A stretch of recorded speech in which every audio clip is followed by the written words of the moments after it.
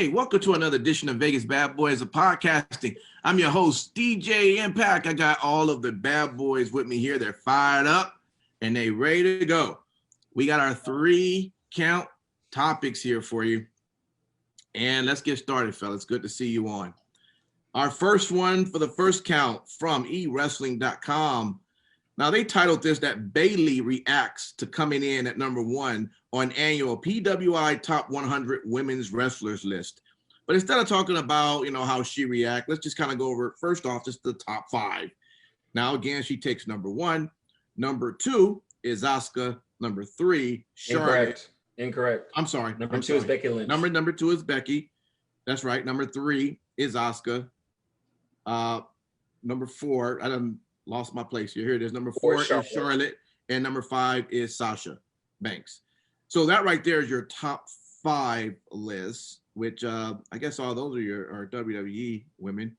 But I guess the question is, because we also have the entire list, do you guys have an issue, first off, with who is number 1? Or do you even see any other discrepancies within the top 100 that they put down for the PWI? I do. Women? Go ahead. And just to show you guys on air some of the ignorance of why you should probably read everything, I looked for a second at the list first and was like, what the hell? But then I looked a little bit above that, and they did mention that this list is compiled of the top 10 that dominated by the WWE stars, which is interesting that they said that, and the ranks of wrestlers from October 2019 to October 2020. So I had to think about the list again, like, okay, it wasn't that bad because it was from basically year to date from October. Now, the only problem that I have to where I felt like maybe Tessa Blanchard at 7. That's the only kind of problem that I have. Other than that, I do always have some things. So you think that Tessa should be further back? I think she should be number 6, personally. Oh, moved up. Okay. And maybe even, dare I say it, might be sacrilegious, maybe even number 5. But I will say, Sasha. Wait, and Lucky, you're going to feel good about this because I'm about to do what I did to you on baseball to him on this. Go ahead. Please. Bring the smoke. Bring the smoke. Just fucking said that the thing was comprised from 2019 October to current 2020 October. Please. How many fucking months did Tessa Blanchard actually? Yes, I'm glad you brought that up. I asked myself the same question. You know what? Take a tall glass or shut the fuck up and listen to what I have to say, sir. So the reason why I asked myself the same exact question was because I said the same thing you said, Michael. I said, yeah, but she was gone. But think about how much everybody was still talking about her. They were still talking about her from that time period. It's a very big fucking deal because at the end of the day, when she was done with Jordan Grace, people were Ripley, Shayna Baszler, Thunder Rosa. Come on, dude. Look, all I'm merely saying, we're only talking about the top 5, maybe top 6 if we're saying that, okay? Now, there's some questionable things on the list a little bit further down, but I'm only talking about the top 5. I will say, but that's huge. That's huge. You're saying Tessa Blanchard should be in the top 5? I'm saying that she should be 6. I didn't say top 5. I said well, you 6. just said we're talking about the top 5. I said 5 or 6. Do you understand the word that is coming out of my mouth? Yeah. I did say it. We can run it back. Look, man, it's not deplorable. You're the only one that got absolutely no sense. That's because you don't fucking listen. Jesus Christ. Are we done? Are we done now? Are we done? Anyways, what? Is down on the list, and she's hardly wrestled. Again, we were only just now talking about 5 or 6. Can I finish? Rhea Ripley, Jordan Grace, Shayna Baszler. Are they 1, 2, 3, 4, 5, 6? Answer the question. Are they 1, 2, 3, 4, 5, 6? If Tessa Blanchard is my choice in terms of number 6, then any one of those people. Say that again? No. What? Say that again? What'd you say? You wanted. It doesn't matter what you think. You wanted me to put Tessa Blanchard in. It doesn't matter. We said 1, 2, 3, 4, 6. Wait till your turn. He hasn't done shit. All right. So let me real quick, and I'll be done. Michaels, I see your point, but real talk. I was saying the same thing that you said, and I said, look, I felt personally, as my opinion, which you can't judge me on. I said that people talking about Tessa Blanchard 2019 into 2020, where the fuck is she going to go? I felt like that could definitely be something that is mentionable, because that means that you had a lot of weight to even have been in that conversation. That's all I will say. Thank you, Matt Michaels. Let me jump on Sin City. Let me ask you a question. I know that there's a good possibility that I wouldn't know maybe even 50% of maybe some of the women wrestlers on here, right? But if I do see a name that I'm really not familiar with in the top 10, like Mayu Awatani. Yeah. Okay. What, for the fact that I'm not I had to sound it out. Oh, as you were saying it. Yeah. And then put the Daryl filter in there. So see, that's what you got to do. That's all I ask you guys to do. Just put the impact on there.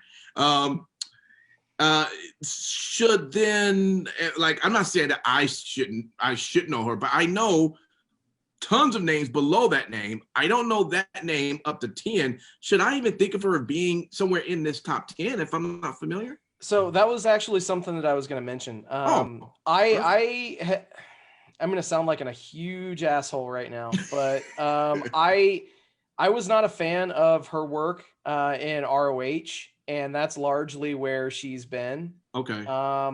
Obviously, she's been doing some stuff in Japan and things of that nature, but the times that I've seen her work live, I haven't been a huge fan of her work in ROH. Okay. So yeah, I would agree with you. I would not put her in the top 10. Okay. And that's, as much as that's going to sound like a slight on her, I feel that she could be a top 10 talent if she had, better creative and actually made people invest in her more. Yeah. And I think ultimately we're seeing a huge disconnect from WWE versus everybody else, in that you look at the top 10 and it's very, very largely WWE talent. Right. I would say personally, I would have Asuka at 2 over Becky Lynch. Okay. And Becky has made some amazing decisions in her life to, pursue motherhood. And I won't fault her for that. But at the end of the day, if we're looking strictly at accomplishments during this time period, I feel, and this is just me, that Asuka has accomplished more. And especially in the pandemic era, as far as I'm concerned, Asuka is one of the MVPs of the pandemic era for WWE. That's true. I would agree with that. Absolutely. Imagine how their programming would have been without Asuka. Right. During this bullshit that's been going on. Right. And I'm not saying that to trivialize the pandemic, but I'm just saying, like, with all the craziness that's been going on, right, if we wouldn't have had Asuka on TV, things would have been a whole hell of a lot more boring. Right. Bayley, number 1 with a bullet. I think that she is on another level to every other woman in pro wrestling right now, period.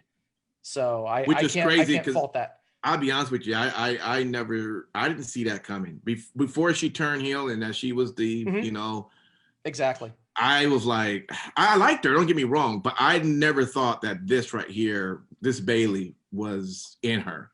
And I was sold the second that she, here in Vegas, when she destroyed the, the freaking wacky arm inflatable tube, whatever the fuck they're called. But yeah, like when she destroyed those, it was like, okay, this is cool. She came out, new haircut, and still had her old music to start. But then obviously after she won the championship, she debuted a new theme song. And from there, it's just been like building on top of that. I was sold basically from day one on this character, and it's good to see that finally she's getting the shine that she deserves. because for the longest time, everybody would talk about Charlotte. They would talk about Becky. They would Right. talk about Sasha. But out of the WWE 4 Horsewomen, everybody seemingly forgot about Bayley. And I Right. think that this year she really shined. Let me ask you, King Lucky, and actually, I would say both King Lucky and Matt Michaels. I gotta say, I don't see Aaliyah nowhere in this list. Maybe you guys have a point when we talked about on Wrestling Talk on our last episode. So you guys might have a point there. But is there anybody on this list? Anyone here can? This for any of you here. Anyone on the list that you think should have been on that didn't make it? That you're kind of shocked didn't make the list, or this, this seems about right? Some of the placements are a little bit off, I would say. Okay.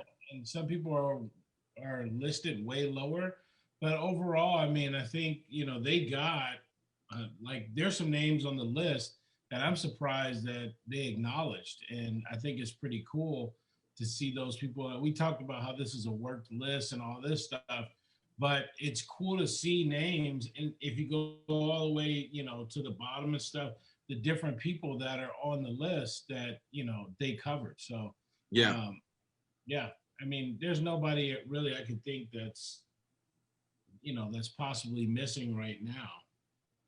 Can I ask a question, King Lucky? Do you feel like, because you'd mentioned earlier, there are some placement issues? I noticed after 6, that's where some of the placement issues, like Rhea Ripley, I felt could have been a little bit higher because she really went in hard. I feel she had the in 2019 WrestleMania. I mean, I don't know. Rio's been gone. You could pick the list apart, but there's definitely some different ways I would have, and it's all subjective.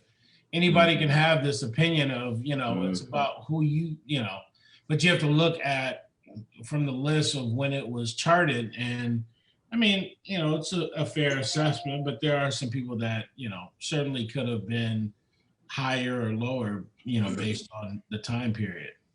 Okay.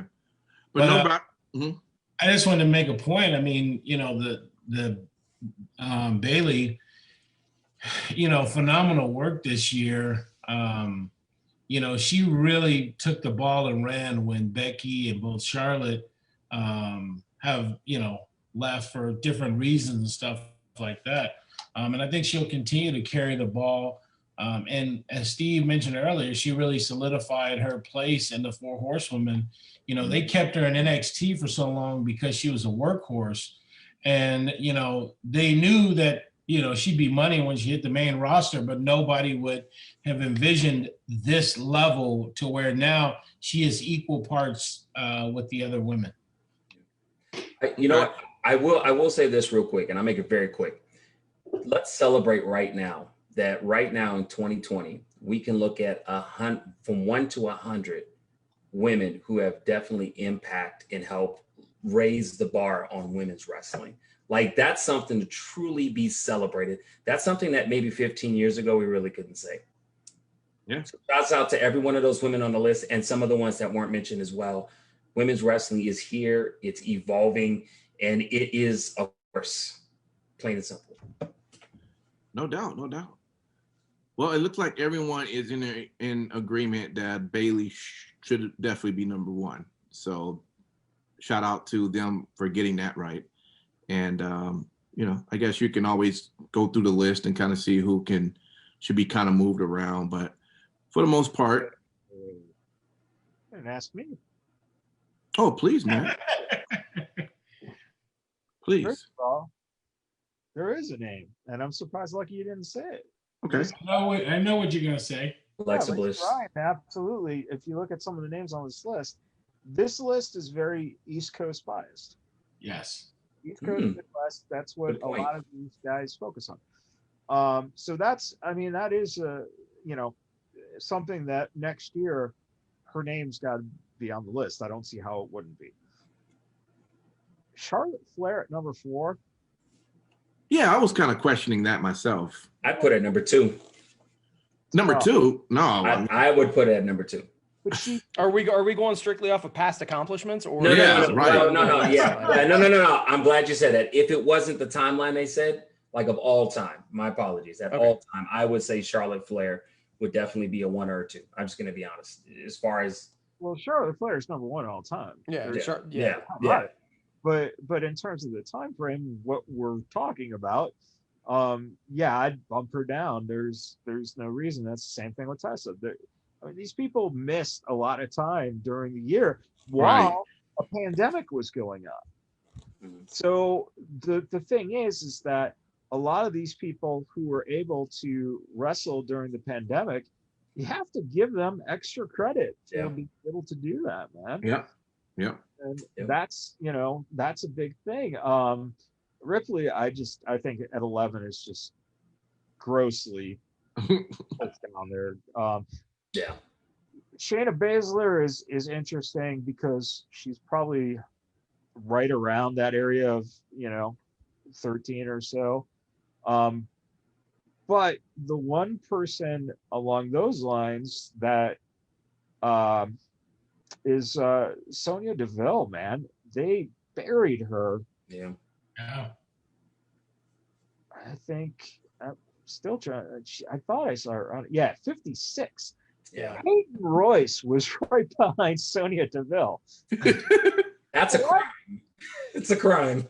And something also I don't like when they do this with these lists, which makes me think that they don't really put a lot of time or effort into it, because you see that some of the groupings are alphabetically very close to where they put, like, they had a list alphabetically and then they just copied and pasted 2 names and brought them down 46 spots and just put those people in where like Momo Wanatabe and Mercedes Martinez are 28 and 29. Why? But Dakota Kai and Allison Kay are 24 and 25. And Britt Baker and Bianca Belair are both B's and they're 22 and 23. So, and Britt Baker has been injured most of the fucking right. Yeah. I mean, Chris Statlander, 32? Chris Statlander? He's been out. How do you feel about Alexa Bliss being 27?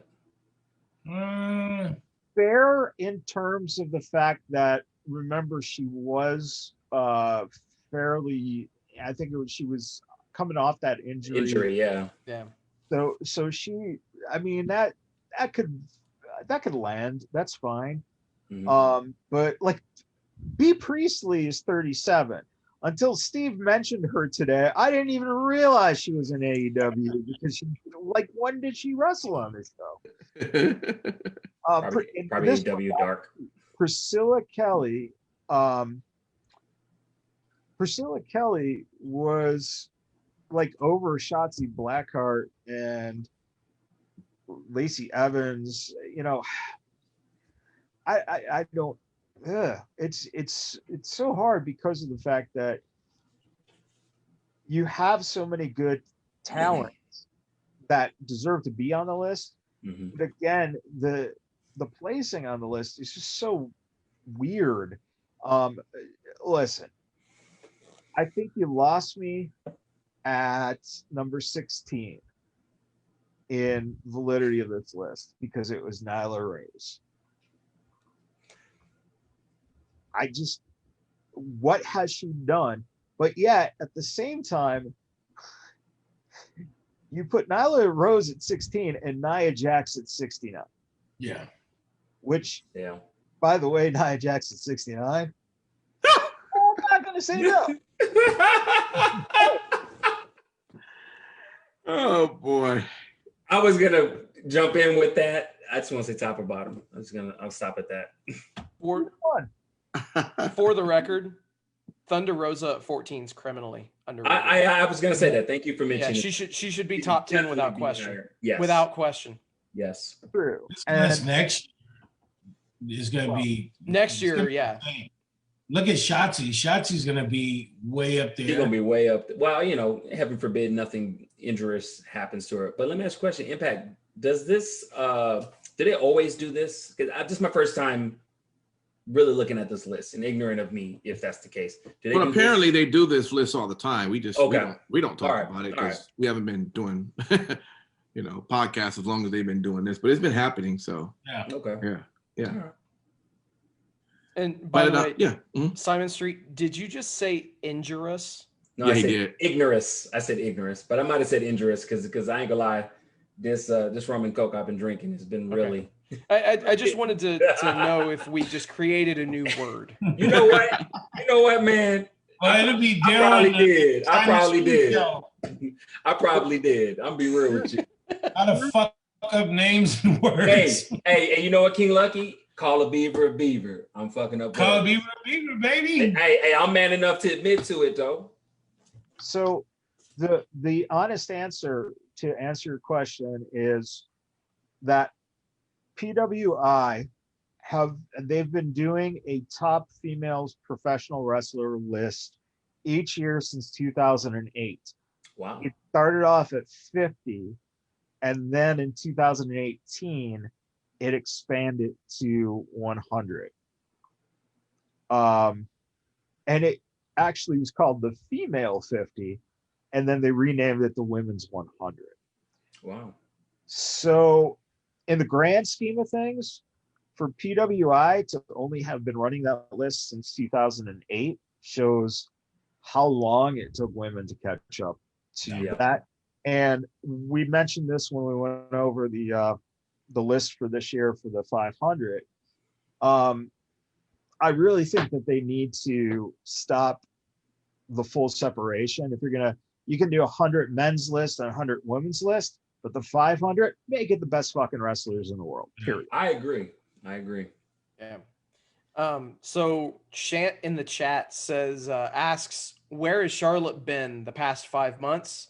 And also, Thunder Rosa deserves to be in the top 5. Well, Charlotte's been dealing with her breasts. Unfortunately, she's had, it's been bad. And the thing is I'm sorry, I was gonna say that when I first heard about the injury with her breast, I was a little insensitive because I didn't know a lot about breast injuries. And I'm not being funny, like that can lead to a very serious, fatal thing. And when I looked it up, I was like, oh shit, because she had injured that and still competed, I hear, for a couple of nights, which I was like, wow, that's crazy. And it isn't her first time. This happened before. Mm-hmm. So you can get septic shock and you can die from that. Yeah. So hopefully, everything will be solved. And the great thing about Charlotte is that she has everything waiting for her when she comes back. Yes. Yep. So. And she won't disappoint us. She won't disappoint us. But are you ever really disappointed, though? That's why I don't have a problem with Charlotte coming right back. I'm never really disappointed. Yeah, sometimes. No, I'm never. All right, you guys. We'll get over into our second count, which comes from WrestlingNews.co, titled WWE Raw Underground has been canceled. To the report here, it says Dave Meltzer noted that in the latest Wrestling Observer newsletter, that the segment were scrapped a couple of weeks ago because of the latest COVID outbreaks among some of the extras from the Performance Center that were used to make noise around the ring. He also noted that there was fear about bringing in all those people because it could start another spread of the virus among people in the active Raw roster. So the idea is that NXT talent should be kept away from the Raw and the SmackDown roster as much as possible. So, guys, I guess the plain question I just want to ask, I was one of the ones that was sold on Raw Underground. I really enjoyed it. I thought they could have went a little bit more extreme in it, like I talked about. I mean, when they started off with the women on there dancing, I was like, I love it. I think it should have been a little bit more darker. Should have been some smoking around the ring, maybe a little dice playing over there. Let's just make it what a Raw Underground should be. Dice playing? What are you dice games and shit. Dice game, boy. You making it real hood, bro. Hey, let's just keep it real, right? Call it the Palomino Underground, right?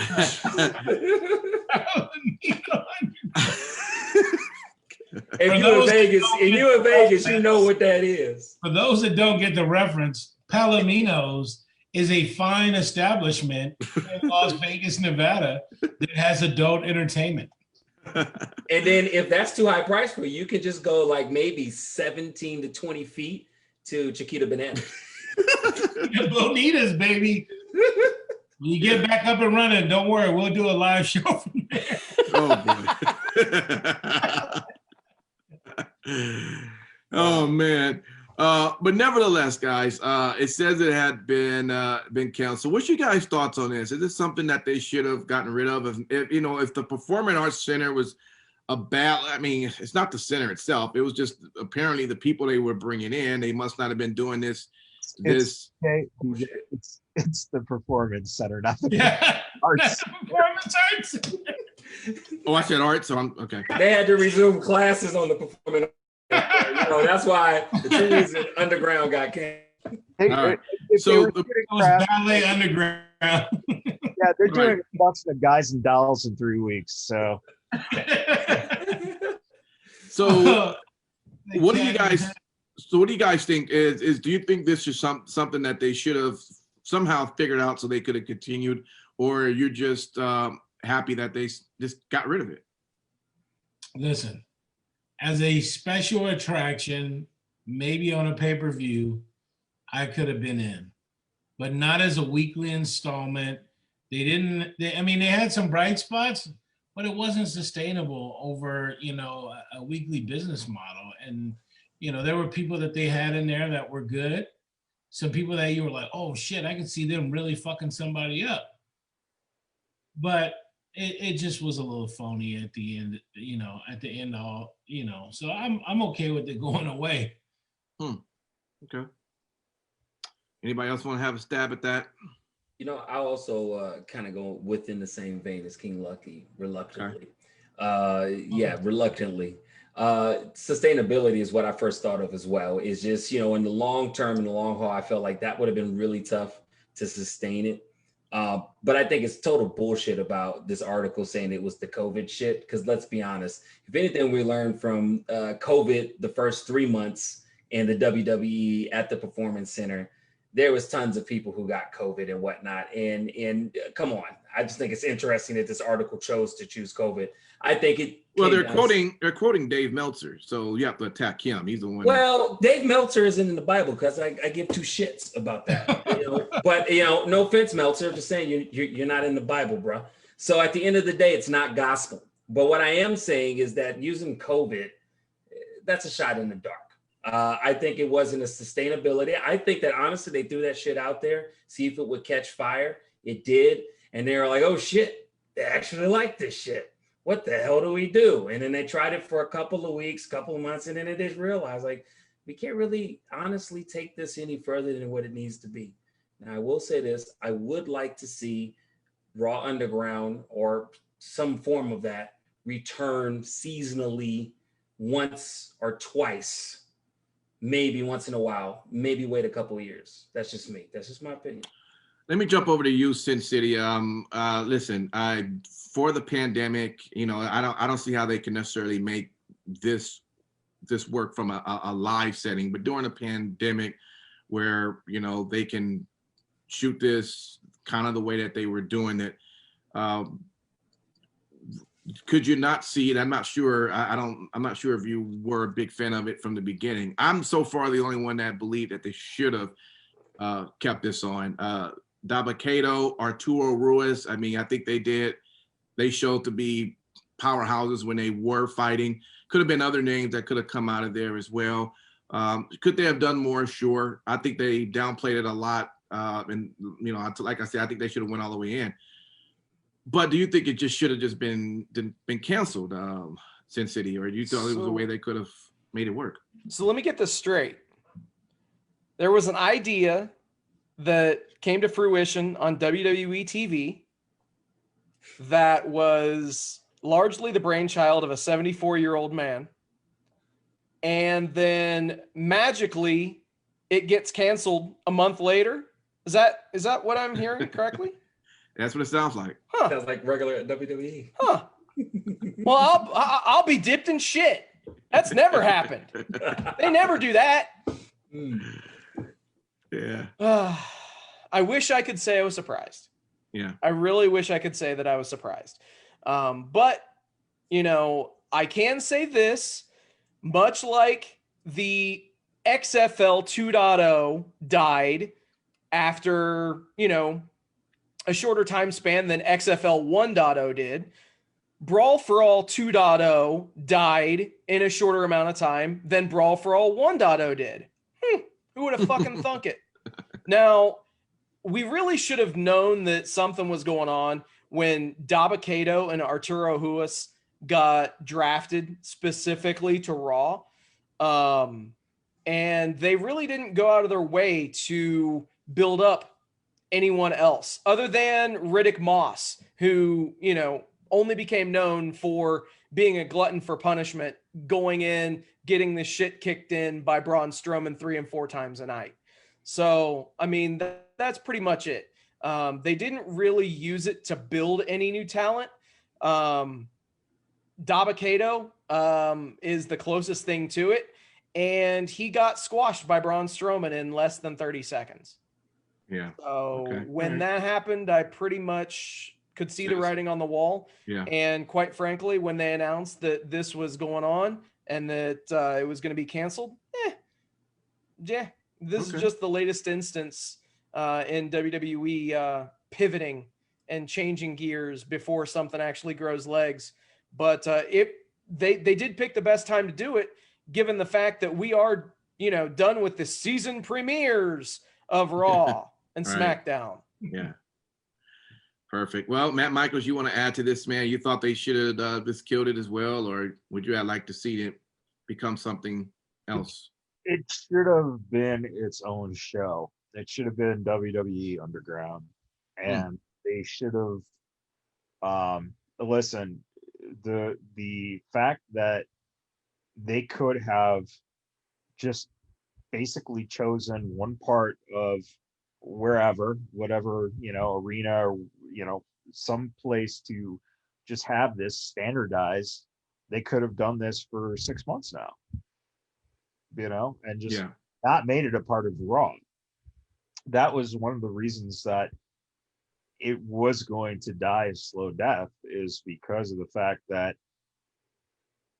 the first night they hyped it up, they literally said the third hour of Raw was going to be Raw Underground. But then they would show you 3 minutes and, you know, something, you know, happening, and then go back to regular matches for another 20 minutes. And it's just like, okay, because you could have made this more adult themed, you know, and it could have been dirtier and grimier and something that was utilized. I don't even think to make new stars, but to at least give talent who might not be as fluent in the ring some exposure, and just, you know, give them a chance to you know, get some in front of camera work experience. The Brawl for All is it's just too an easy of a comparison. It's a cheap comparison, because Brawl for All, those guys were actually fucking beating the shit out of each other, literally. This, you could tell it was too, you know, it was too protected still, because they were trying to combine pro wrestling and MMA style and blood sport, natural born killers, the stuff that's been done on the independents. They've done it better. Yeah. So in the end, it's, you know, if this truly, and I don't think, from what I understood, it wasn't Vince's idea, it was Shane. That's what I was told. Yeah. So, you know, for that to be the case, you know, what are you going to do? I think that it should, you know, it basically should have been Shotgun Saturday Night, but with shoot style fighting. Yeah. I would have been I'd have been cool with that. Yeah. Yeah.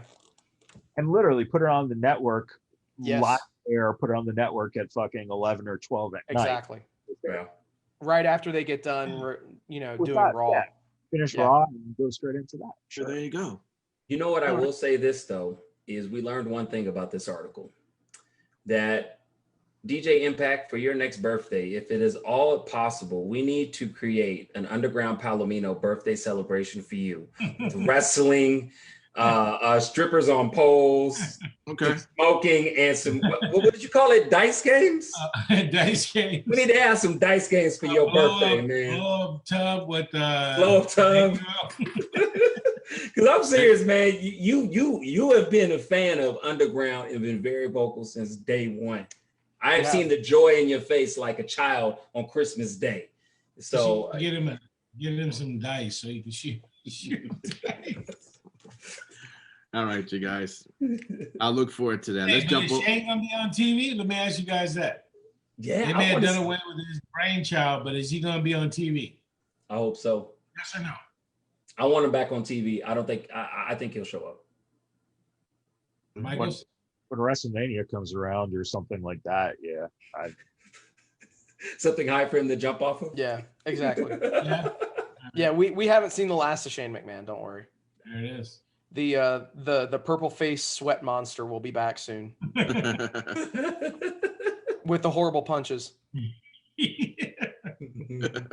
Those punches are loaded. So is Shane. Loaded. That footwork, boy. That footwork is legendary. Seriously, have him manage Avocado. I'd be cool with that That'd be too. cool. Yeah. Because he is the last kind of survivor of Raw Underground. I could see that. Yeah. And we know that Shane can talk. Davocado is going to be folded into what's that group's name? They weren't on TV.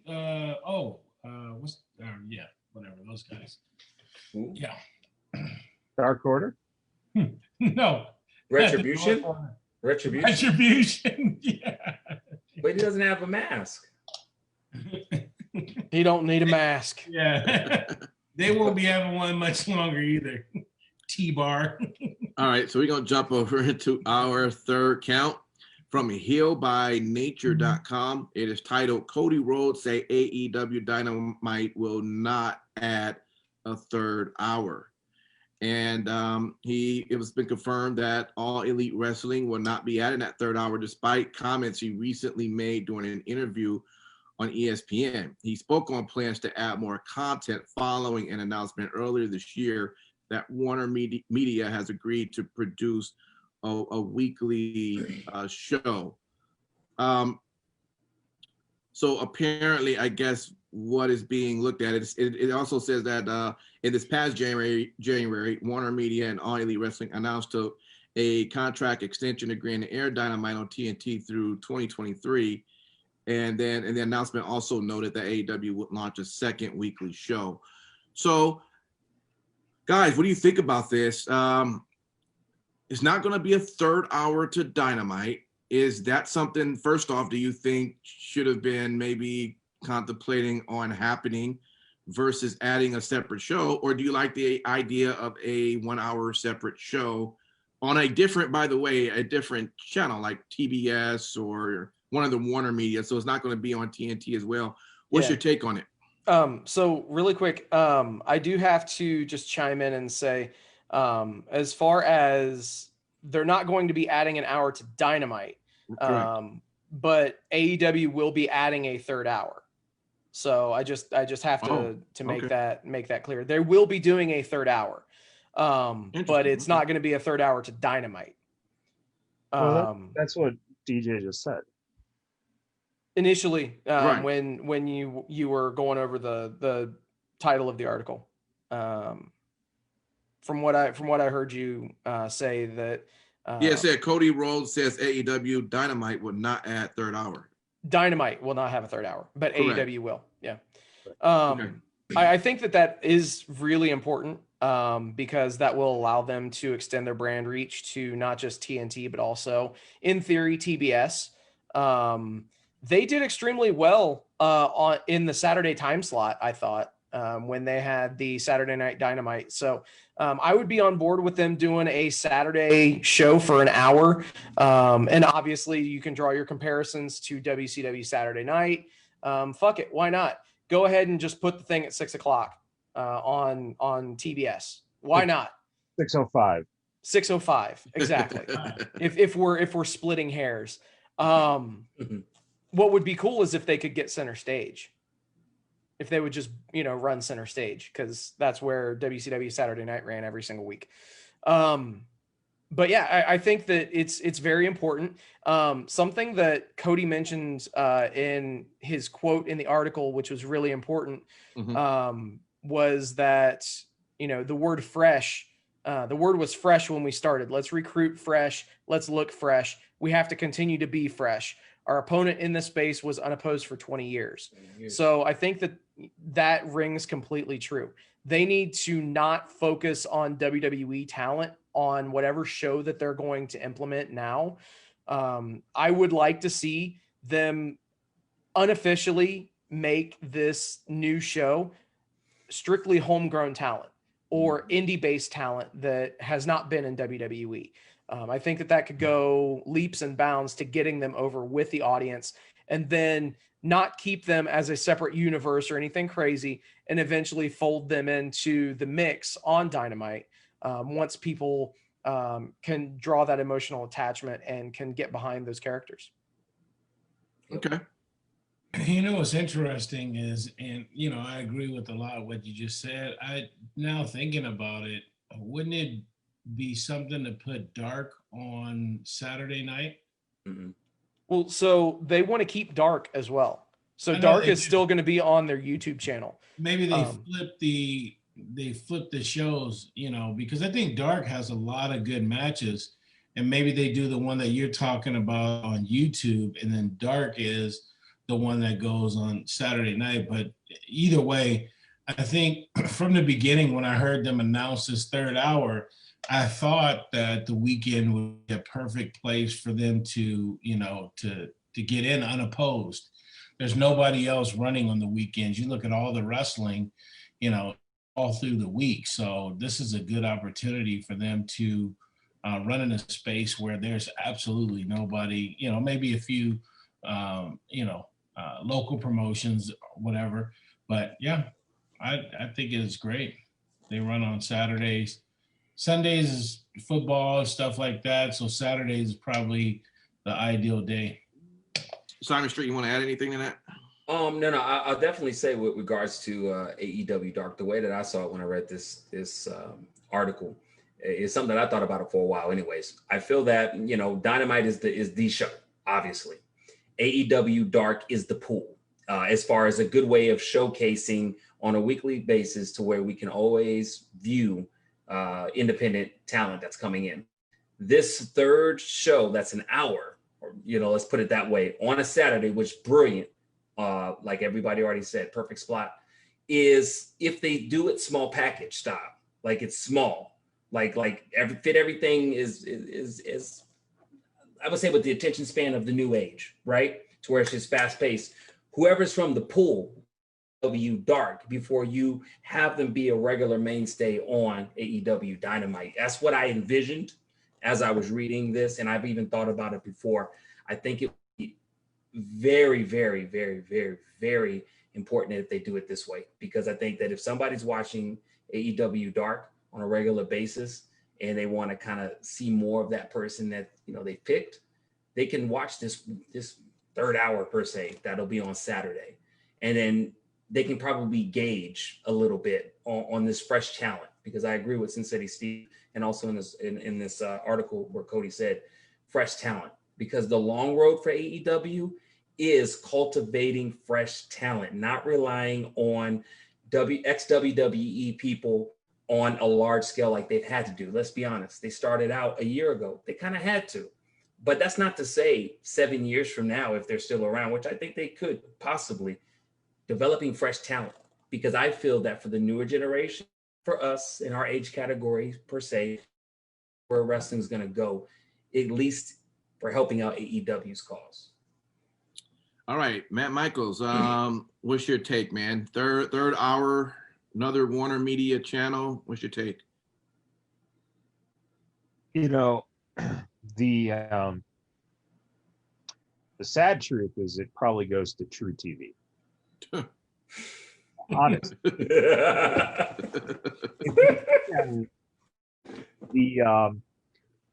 thing with True TV, and I've had experiences with them in the past, professionally.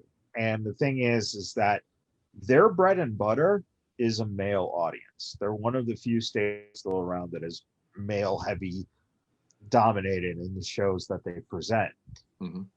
It's the perfect landing spot.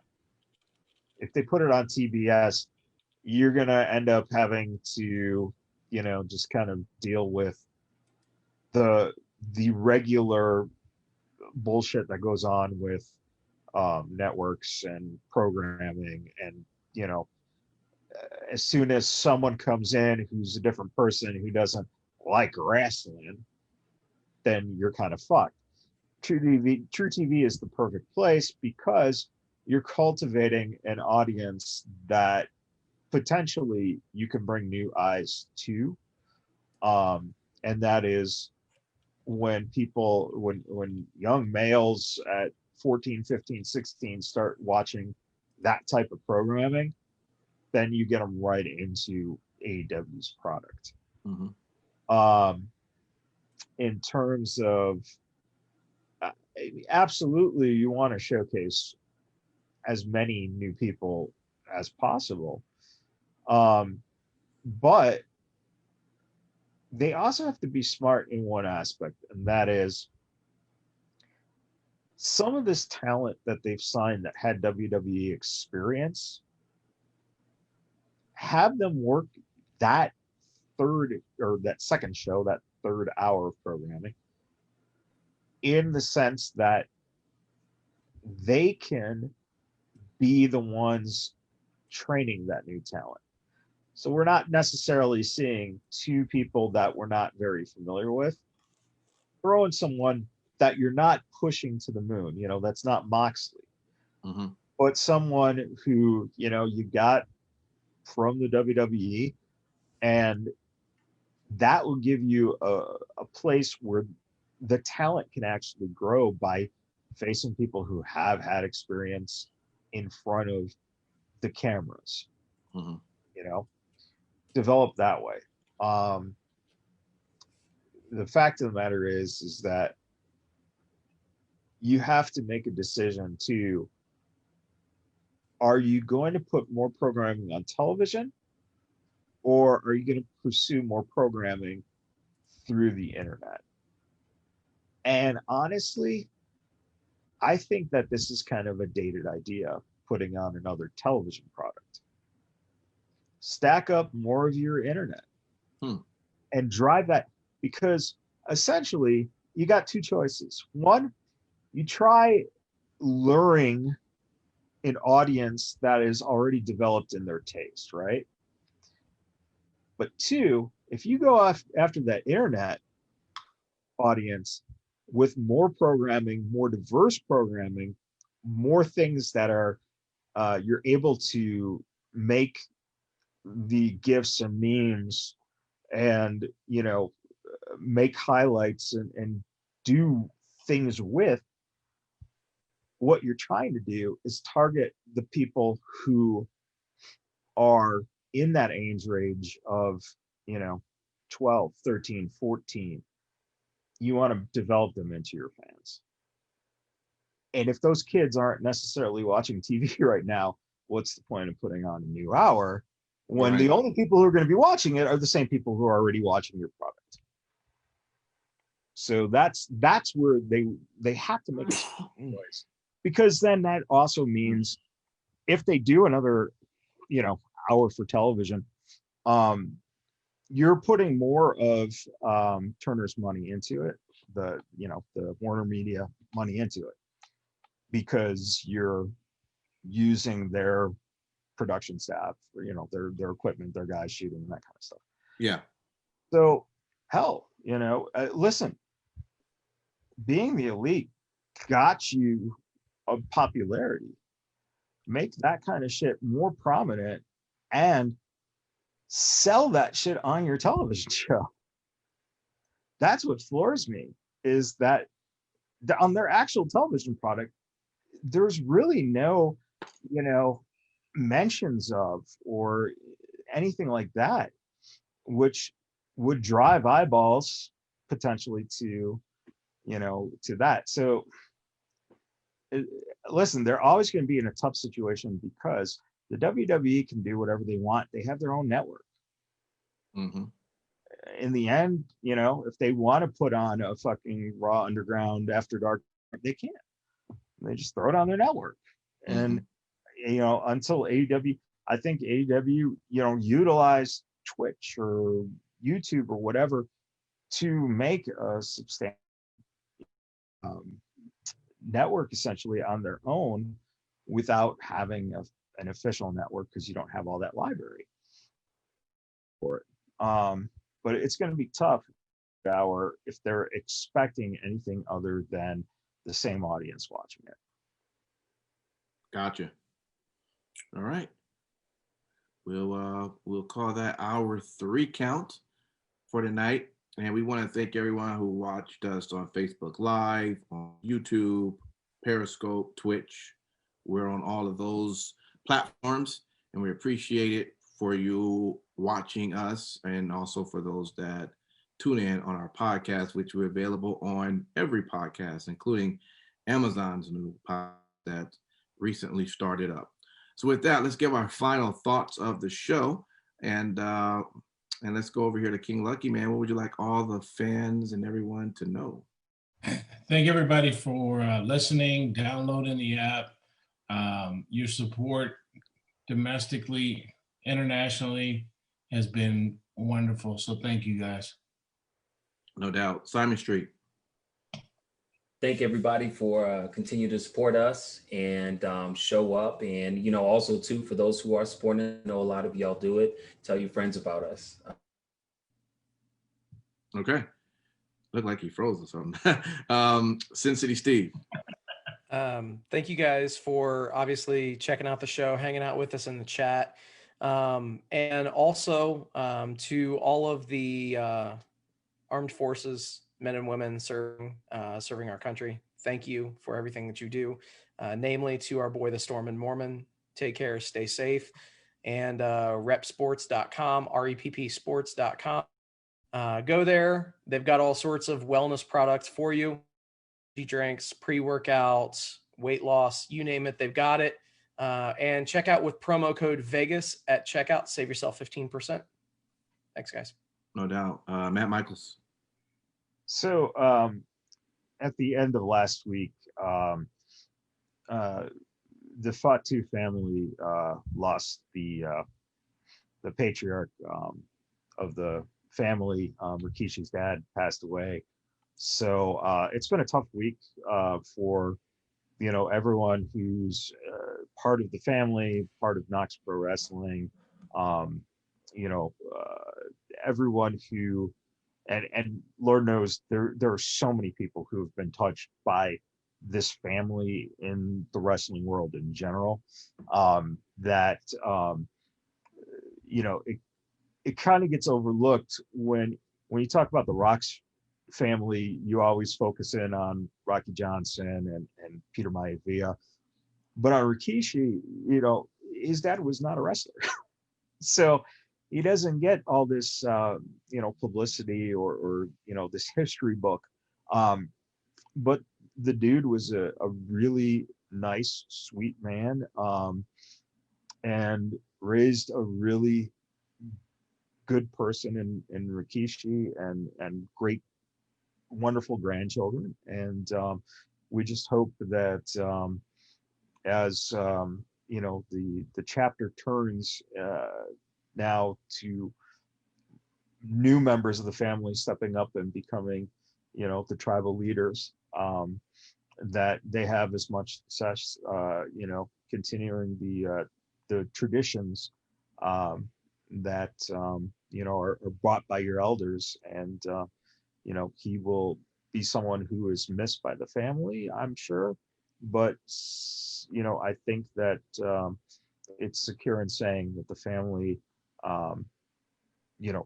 learned a lot, and will take the family dynasty to the next generation, knowing that it's in good hands with the stories and everything being passed on. So it's sometimes it's sad to be looking over your social media and see that someone has passed away, and yet you got to look at it as hard as it is. You have to look at the bright side and know that there is a future there, and that past, that life, you pass it on to generations so they know about it. And just hopefully we see more great things from the family in the future. And what can you say? I mean, look at Jay, man.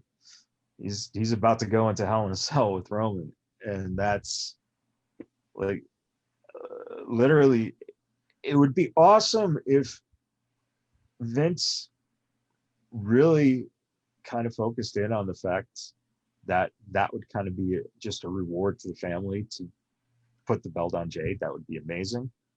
I think we all agree that's probably not going to happen, but what a time to do it. Like, I don't, why not?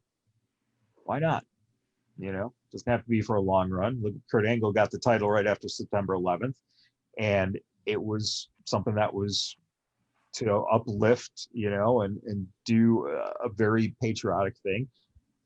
And within a month, the belt was off them. So yeah, it'd be nice. But hopefully going into this Hell in a Cell, you look at that motivation and the family, legacy and everything. This could potentially be one of the best matches you'll ever see. Absolutely. Guys, just keep positive thoughts in the for the family, and if you also believe in prayer, by all means send prayers their way also. So thank you for that, Matt Michaels. Everyone, thank you for tuning in, listening to us, no matter if it's our live feed broadcast or our podcast. We appreciate you for listening or watching us. All right, and until next week, don't forget, if you're gonna watch, we're gonna be on live. Some of us or all of us. It's going to be great to have you there just to chat with us. So join us next Sunday for the pay-per-view. Then who knows? Maybe we'll see a Jay win. You never know. Just never know. All right. Until then, we'll see you. Peace.